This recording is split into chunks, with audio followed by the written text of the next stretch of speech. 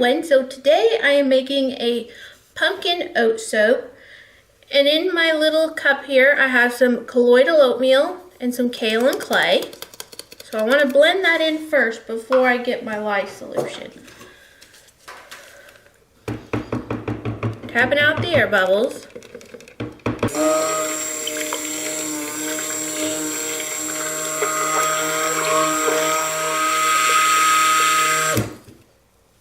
So I also want to incorporate my pumpkin. I have some organic pumpkin and it smells so good.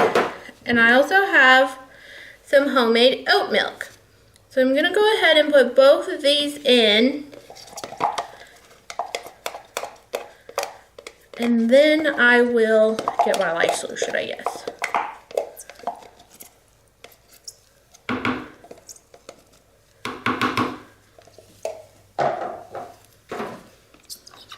Again, I like to blend my pumpkin in ahead of time. That way I can just blend and blend and blend as I see fit and not be worried about accelerating my batch. This organic pumpkin is the most luscious pumpkin. I typically buy Libby's, at Thanksgiving when it's time to make pumpkin pies, but I don't think I will after seeing this organic pumpkin and how great it smells. Got it at the health food store. Probably can get it at the regular grocery store too.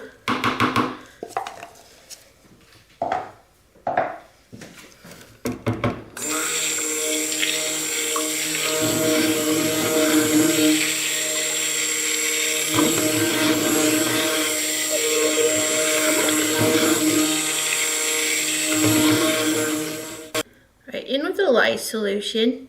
It's much more concentrated because I take away water for the amount of pumpkin and oat milk in the batch.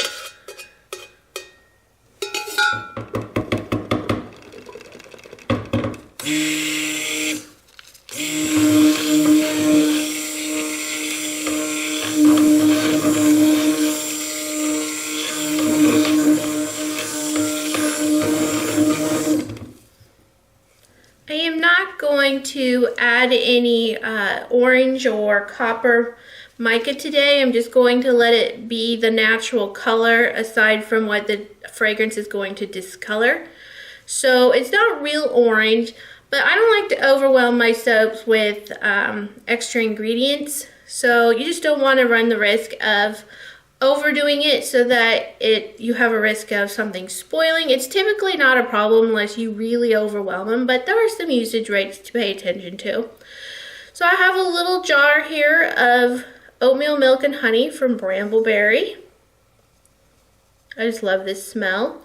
And I thought this would be the most fun batch for it. And this is going to discolor just a little bit.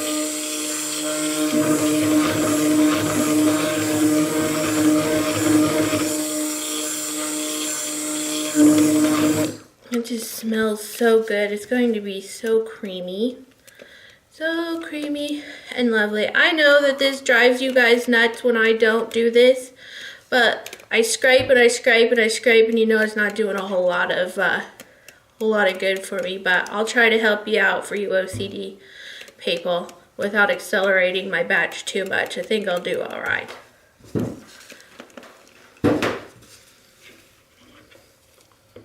It's pretty thin still. I've noticed that working in the smaller batches, I'm just having a lot more luck with batches staying fluid, aside from the very first one I made this year, lemon blueberry.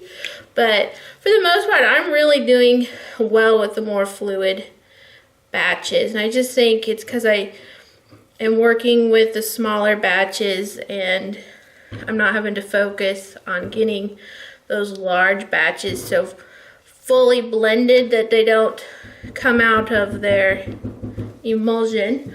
Okay, I'm going to pour some off. Not a lot, it's just a little container here.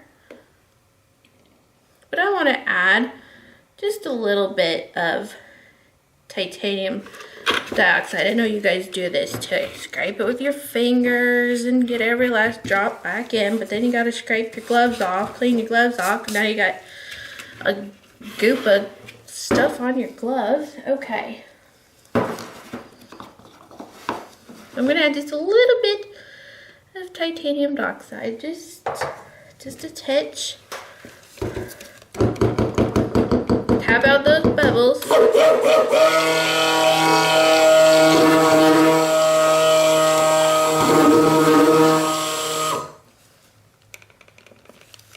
Okay, here we go again. Scrapey, scrapey. This is fine when you're working with smaller, don't have anything to do with it. When you're working with batches that aren't accelerating. But if you're working with a batch that's accelerating, this little scrapey business can sometimes mean the difference between a successful batch and a failed one. And I've had plenty of failed batches because I dilly-daddled. Alright, I'm not really feeling jolly about a drop swirl, so I think I'm just going to do an in the pot swirl. So I'm probably too far away here. Try to scoot forward. So I'm going to go up high and up high. And I'm just going to drizzle some here on the top. I do want to have some for the top, but maybe not that much. Okay. Just a little, not a lot. Okay, just a smidge of a stir. This flatter spatula helps for the scrapey. Alright, bringing in the molds. I guess I'm going to have to get some clear containers with this new batch size. Okay, I'm going to do the one closer to me first. You can see the white is a different texture. I'm going to stop there. I need my husband to build a platform for me. On the tippy toes, I can't see what's going on here.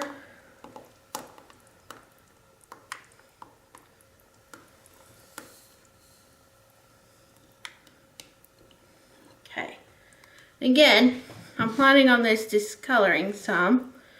Thus the color variances. It's going to be quite a fine swirl.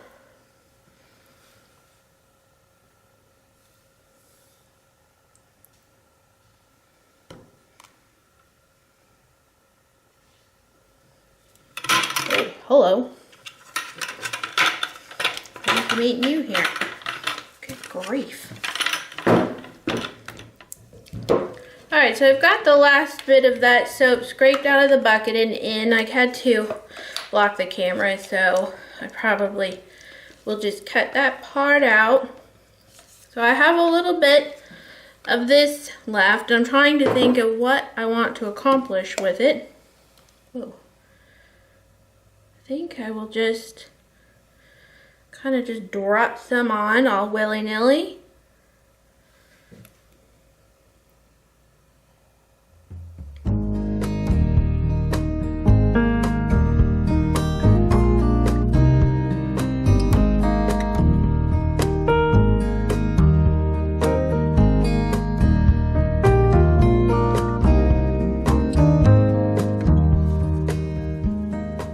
Looking at this and I don't love it as is, so I am going to texture the top.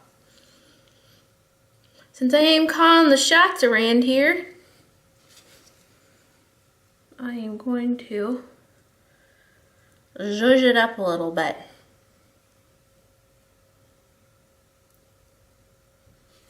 I'm just going to do that for now. Let's get this other one in the same position.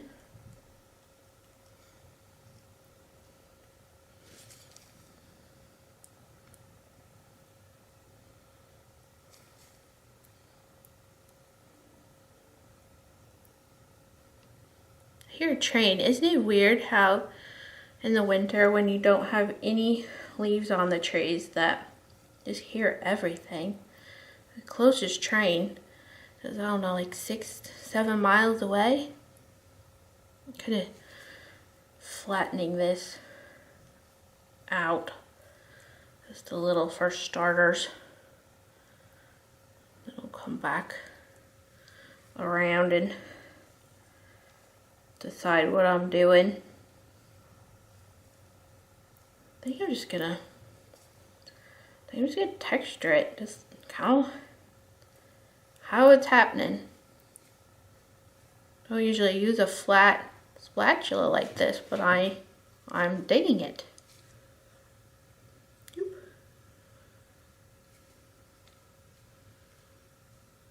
I'm probably gonna wish I had just put all of this like lighter cream color in it, but oh well, done is done.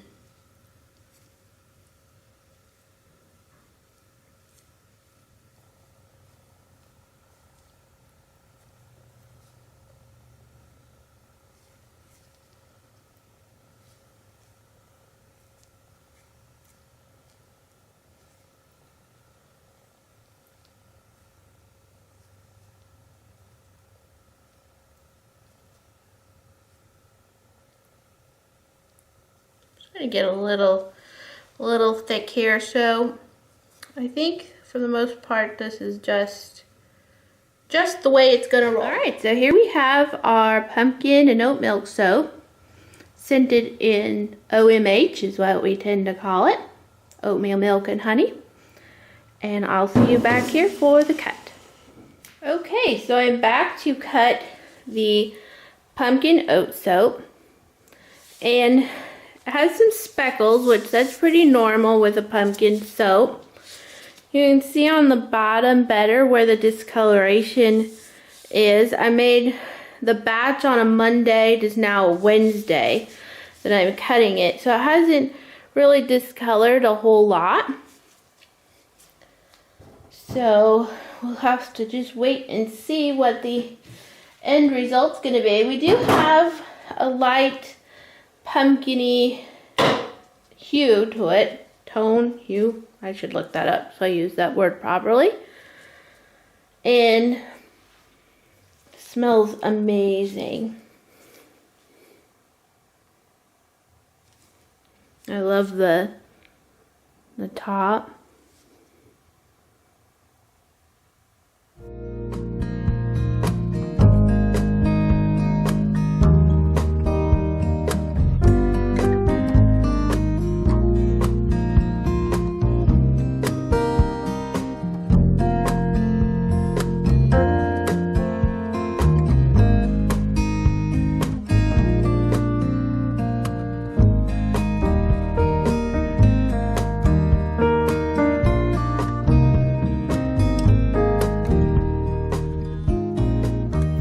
So the swirl is quite subtle, which is really what I intended, but just the way I poured and the amount of the lighter cream colored, it really contributed it to just being very fine.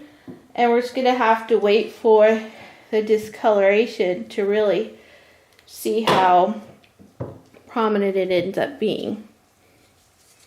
So this is gonna be really fun to see the end result. Looks like we're gonna have to wait just a little bit to see what this one goes to. I feel like I made a similar, well, not a similar necessarily, but I used this scent ages ago, and I thought that it was just going to be the loveliest cream color because it kind of held on for a while and then it ended up discoloring. So again, there we have the little speckles right here from the pumpkin. And that is just to be expected. Alright guys, I'll talk to you later.